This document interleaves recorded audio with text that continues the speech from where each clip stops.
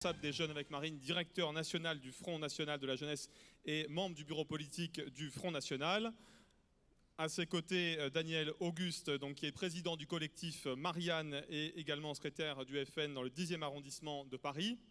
David Rodriguez, membre de l'équipe des Jeunes avec Marine et adjoint à la direction nationale du FNJ. Et enfin, puisque le Front National a beaucoup d'élus jeunes et très jeunes, eh bien Aline Bertrand, elle est conseillère régionale de Provence-Alpes-Côte d'Azur, conseillère municipale de Toulon. Et la parole est à Gaëtan Dussaucet. Chers amis, chers camarades des Jeunes avec Marine, chère Marine, un petit mot introductif avant de laisser la parole à nos jeunes et brillants intervenants que sont Daniel, Aline et Davy. Malheureusement, je ne peux pas donner la parole à tout le monde, même si nous avons également énormément de compétences parmi nos jeunes recrues. Avant toute chose, je tenais donc à remercier chaleureusement et tout particulièrement notre candidate à l'élection présidentielle, Marine. Ce que je vais vous dire aujourd'hui n'est plus une surprise pour personne. Tout le monde le sait. Tout le monde le reconnaît et même nos adversaires sont contraints de le reconnaître. Marine est la candidate la plus populaire chez les jeunes. Seule candidate consciente des attentes de cette jeunesse qui déborde d'énergie, d'ambition, de ce profond désir de ne pas rester de simples spectateurs de la vie politique, mais d'en être chaque jour ses acteurs. Marine est également la seule candidate à lui donner les moyens de s'exprimer, d'agir et à ses côtés de participer directement sans aucun intermédiaire aux grands changements auxquels aspire un nombre majoritaire de nos compatriotes. Alors merci Marine, merci de permettre à cette jeunesse de s'exprimer ici même aux Assises présidentielles de Lyon, un moment que nous savons important et essentiel dans la campagne que s'apprête à mener la grande famille des patriotes. Je laisse maintenant tout de suite la parole à Daniel Auguste, président du collectif Marianne.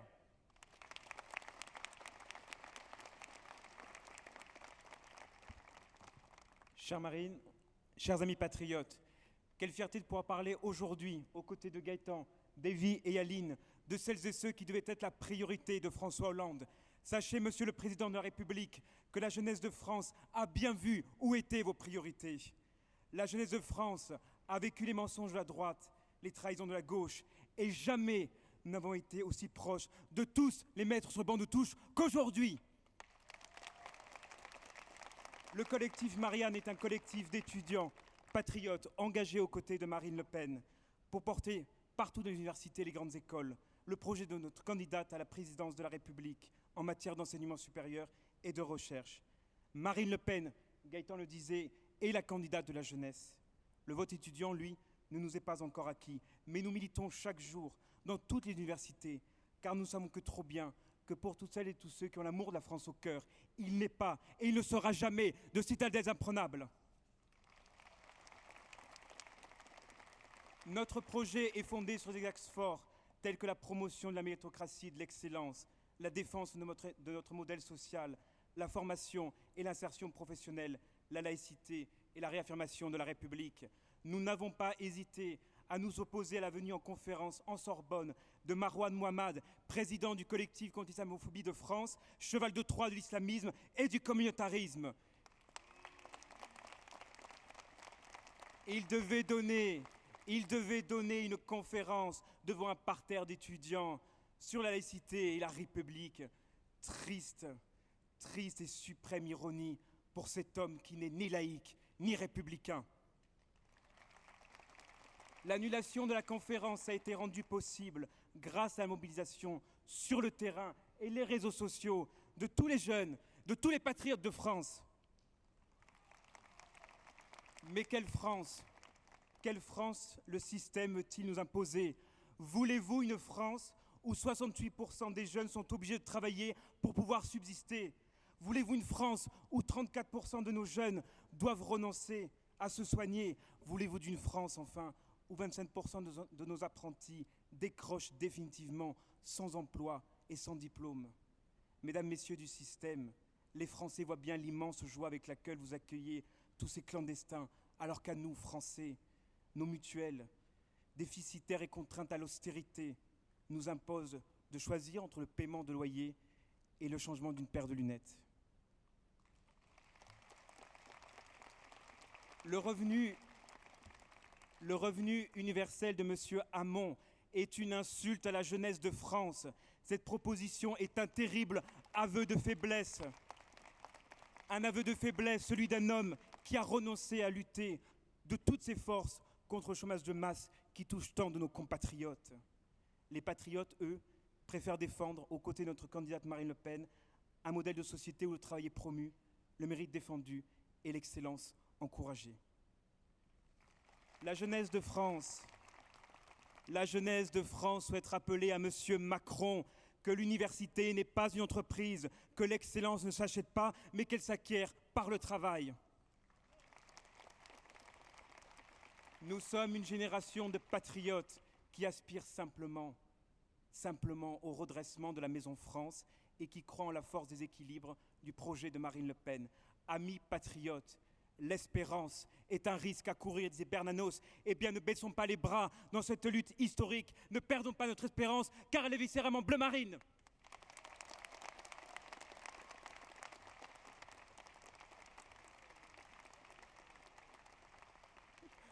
Et je laisse la parole à Annie Bertrand.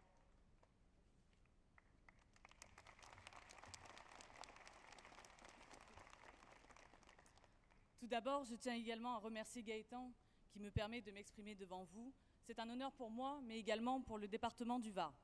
Et j'en profite d'ailleurs pour remercier les militants de ce département, ainsi que notre secrétaire départemental, Frédéric Bocaletti, car sans eux, nous ne serions pas encore une fois la première fédération de France. Merci à eux. Alors la jeunesse, parlons un peu de la jeunesse, pas des jeunes, non, parlons de celles qui n'intéressent pas ou plus les politiciens du système. Et surtout, depuis qu'elle vote de plus en plus pour le Front National. Cette jeunesse qui veut entreprendre, pleine d'espoir, de rêves, d'idées, de projets. Celle qui rêve de pouvoir s'accomplir, mais ne trouve que trop souvent en face d'elle de la défiance, de la jalousie et les manœuvres de ceux qui veulent garder leur rente de position.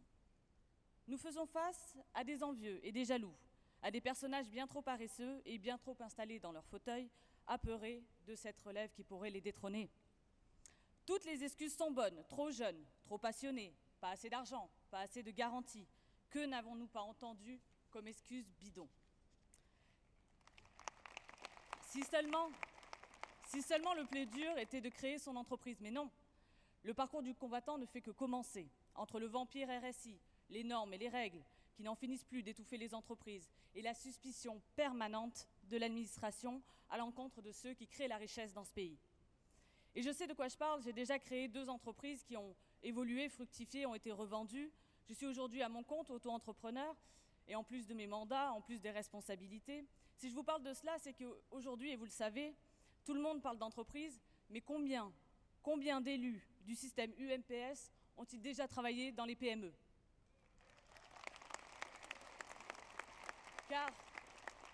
Car avoir travaillé à Rothschild ou siégé dans les conseils de surveillance d'entreprise du CAC 40 apprend-il réellement ce qu'est la vie d'un entrepreneur ? Vous savez, celui qui risque tout, sa vie de famille, ses biens et parfois sa santé. Celui qui n'a pas le droit de tomber malade. A-t-on déjà vu un boulanger faire grève ?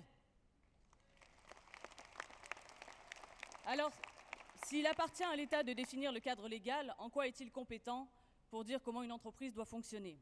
Il suffirait simplement de 2 éléments, la simplicité et la confiance pour les jeunes gens que nous sommes et nous encourager. Nous avons de l'énergie à revendre, des compétences inexploitées, nous sommes capables d'entreprendre et de façonner un avenir pourvu simplement que l'on nous donne les moyens. Alors, nous en appelons à cette jeunesse idéaliste, énergique, inépuisable même, de celle qui n'a pas peur de tomber puisque ce sera pour mieux se relever, de celle qui ne craint pas, après une dure et fastidieuse journée, d'être trop fatiguée pour se redresser. Nous en appelons aux ambitieux d'aujourd'hui, aux entrepreneurs de demain.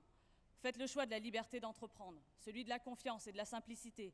Faites le choix de ceux qui vous choisissent et n'aspirent qu'à vous soutenir. Et ce choix, c'est sans aucun doute celui de Marine.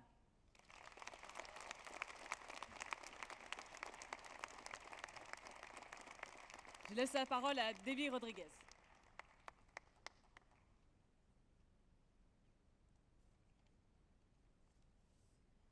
Merci Aline. Mes chers amis, je ne peux pas vous cacher le plaisir que j'ai aujourd'hui à ce que nous soyons tous réunis ici au centre de congrès de Lyon pour ces assises présidentielles. Je ne peux pas non plus ne pas remercier les organisateurs de cette même assise de nous laisser la parole à nous, jeunes patriotes, mobilisés au quotidien pour la victoire de Marine.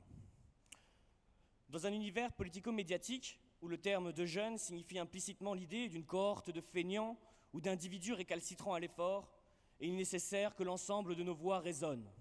Non, nous ne sommes pas plus oisifs que nos aînés ne l'étaient avant.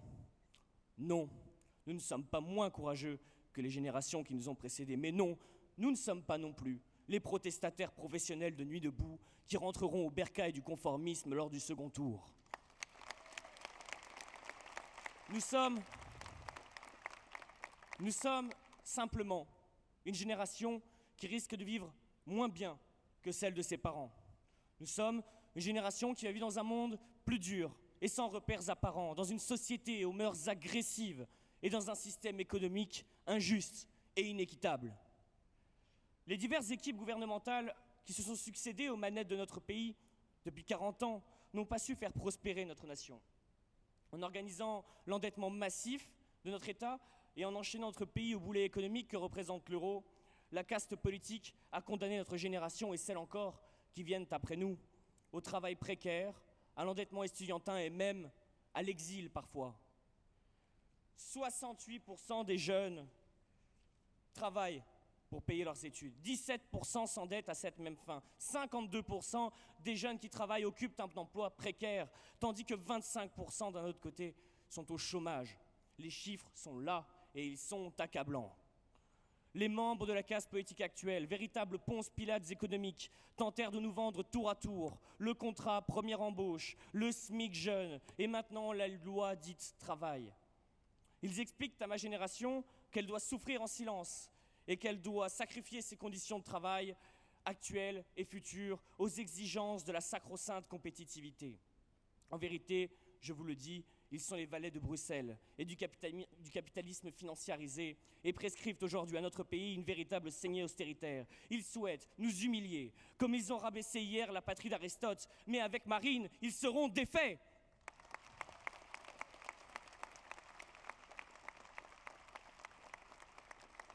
Ma génération, c'est celle qui refuse la déliquescence de notre pacte social, symbole essentiel de notre identité nationale. Elle est attachée aux acquis du Conseil national de la résistance, et notamment à la sécurité sociale que M. Fillon souhaite aujourd'hui privatiser. Elle sait que la solidarité nationale est l'un des piliers essentiels à la vie en société. Elle sait que son travail et ses efforts permettent à ses parents de bénéficier d'une retraite de qualité. Elle sait que son travail et ses efforts permettent à ses frères de bénéficier d'une sécurité sociale de qualité. Ma génération, c'est celle qui travaille dur. C'est une jeunesse qui s'investit et elle se mobilise. C'est une jeunesse qui est fière de récolter quotidiennement les fruits de son travail, intellectuel ou manuel. C'est une jeunesse extrêmement bien formée et qui a tant le sens de l'honneur que jamais elle n'accepterait de vivre aux dépens de la société, au crochet de la nation, via un revenu universel financé par ses pairs.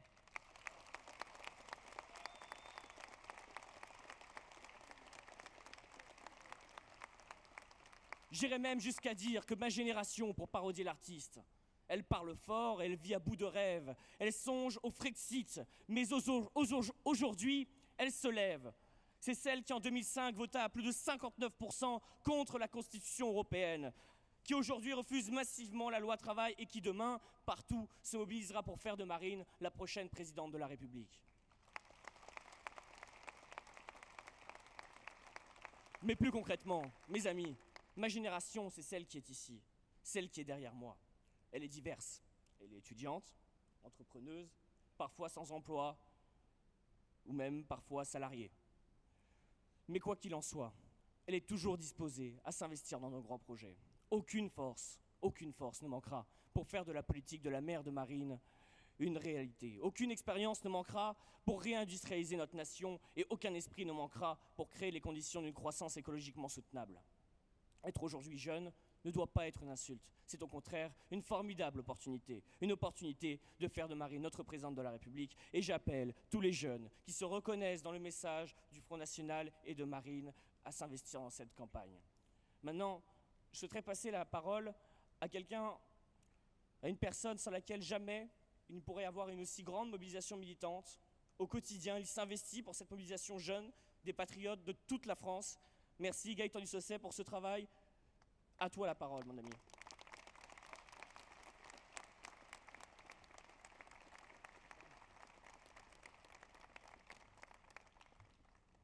Celle-là, je m'y attendais pas. Merci, Davy. Très bien. Eh bien, écoutez, merci à tous les trois. Merci à tous les trois pour vos interventions qui sont finalement un peu comme les témoignages de cette jeunesse française à laquelle nous appartenons tous ici et qui permettent de répondre en réalité, d'apporter un début de réponse à cette question que n'arrête pas, que ne cesse de me poser les journalistes. Pourquoi les jeunes choisissent Marine? Alors, tout d'abord, il faut redéfinir un peu ce qu'est notre jeunesse. Tout d'abord, sachez que notre jeunesse, elle est diverse, comme l'a dit Davy. Elle est multiple. Elle peut être étudiante, entrepreneuse, travailleuse, mais aussi à la recherche d'un emploi, d'un logement ou d'une autonomie tout simplement. Nos visages sont ainsi multiples, mais nos ambitions, elles, restent communes. Dans un premier temps, notre jeunesse aspire à du changement. Quand je parle de changement, je parle de vrai changement. Je ne vous parle pas de celui qui a été promis par le candidat autoproclamé de la jeunesse en 2012, François Hollande. Il est certain que Hollande ne fut pas le président du changement, ou bien alors il fut seulement le président du changement en pire. Rappelons-le, 1 jeune sur 4 au chômage, 7 jeunes sur 10 confrontés à des difficultés pour se loger, 100 000 jeunes en décrochage scolaire chaque année, 2 millions de jeunes pauvres et près de 2 millions de jeunes qui ne sont ni étudiants, ni employés, ni stagiaires, ni en formation. Voilà la réalité. Voilà le bilan de François Hollande et je devrais même dire, voilà leur bilan. Car celui-ci est bien en effet celui de François Hollande, mais il est également celui de ses anciens ministres, Hamon, Macron, et celui de ses prédécesseurs, Sarkozy et Fillon en tête.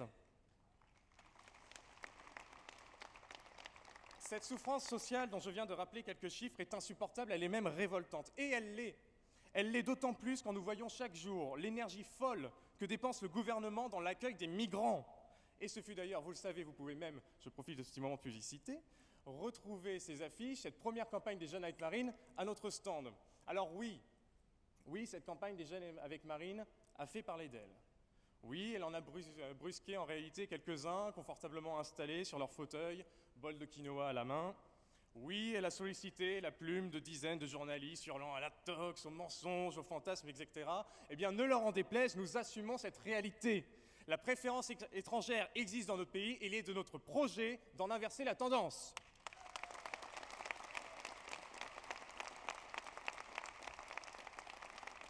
Nous voulons, nous, jeunesse de France, nous voulons, nous, que le gouvernement à venir mette en œuvre cette même énergie dans le développement des aides financières et humaines, par exemple, accordées aux associations mobilisées dans la lutte contre l'isolement, aux aides sociales à l'enfance, les ASE, ou encore aux maisons de l'enfance, par exemple. Nous voulons, nous, que le gouvernement à venir accorde une attention toute particulière, non pas aux clandestins, mais aux jeunes bénéficiant jusqu'à leur majorité d'un accompagnement éducatif, professionnel, social, notamment à travers les ASE, mais qui, une fois les 18 ans passés, se retrouvent abandonnés, isolés, dans cette société qui ne cesse de se replier sur elle-même. Voilà des combats à mener. Voilà des combats urgents à mener pour la solidarité. Voilà les combats que mèneront évidemment Marine et son gouvernement. Je le disais, la souffrance sociale, qui est celle des jeunes en France, et malheureusement nous savons que celle-ci ne touche pas que les jeunes, cette souffrance est intolérable. Et en cela, au regard de cette réalité, le projet de François Fillon est tout simplement indécent. Oui, son projet de saccage social est une honte. Les jeunes veulent du boulot, il propose de faciliter le licenciement. Les jeunes sont de plus en plus pauvres, il veut augmenter la TVA. Les jeunes n'arrivent pas à se soigner correctement et ont de plus en plus souvent recours à l'automédication, faute de moyens, faute de mutuelles étudiantes efficaces. Il veut mettre fin à la sécurité sociale. Oui, ce projet est donc une honte. Et notre jeunesse, dans sa diversité et sa globalité, s'y opposera d'une seule voix, comme elle l'a fait contre la loi travail.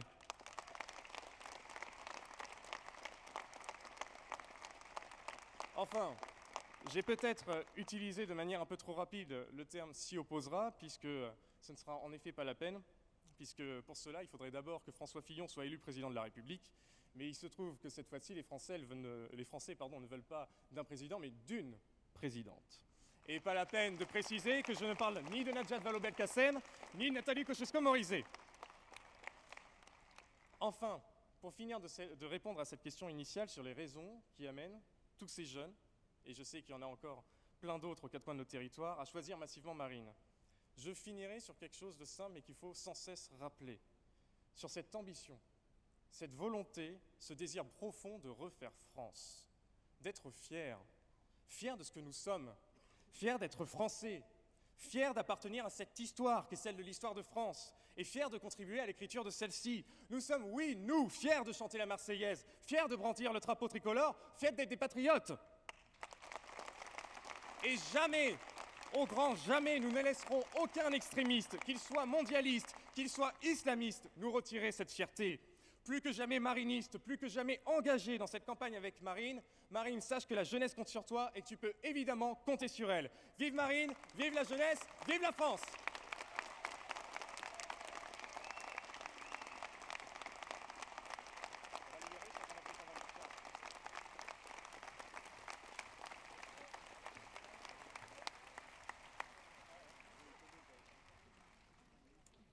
Bien, merci à Gaëtan Dussaucet et à toute l'équipe des Jeunes avec Marine qui est particulièrement dynamique. La campagne de terrain, on l'aura compris, est essentielle car on convainc mieux avec un contact personnel, humain, individuel. Pour autant, la campagne web prend de plus en plus de place et a permis à Donald Trump de l'emporter face à la désinformation